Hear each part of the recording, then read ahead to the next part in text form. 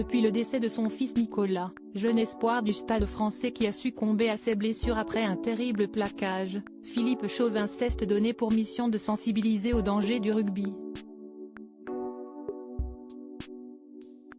Dans un entretien accordé au Figaro, le père meurtri raconte la tragédie qu'il a dû vivre. C'est une histoire terrible et qui montre bien à quel point le rugby peut être une pratique dangereuse, tant les joueurs sont de plus en plus puissants physiquement. À seulement 18 ans, Nicolas Chauvin était considéré comme un des espoirs du rugby français, signé dans l'un de ses clubs les plus prestigieux, le Stade français, mais une rencontre face à Bordeaux-Bègles en décembre 2018 a tout fait basculer. Le jeune garçon a été victime d'un plaquage d'une violence rare, infligée par deux adversaires en même temps.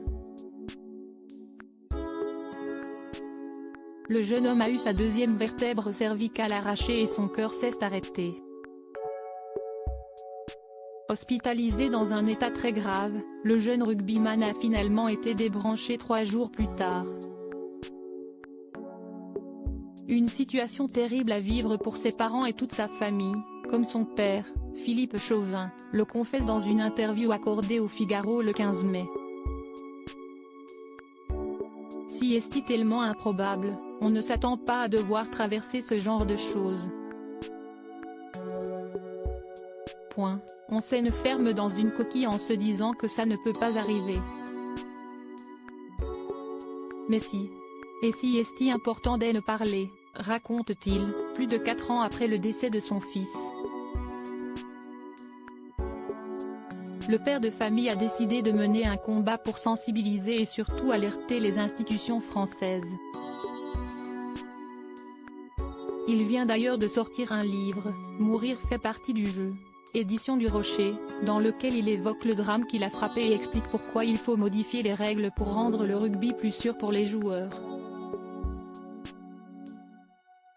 Le drame qui a touché Philippe Chauvin est inimaginable et encore aujourd'hui, le père de famille doit apprendre à vivre avec. Depuis, on vit avec le vide. On a la chance d'avoir 2 autres garçons, une famille et des amis autour de nous.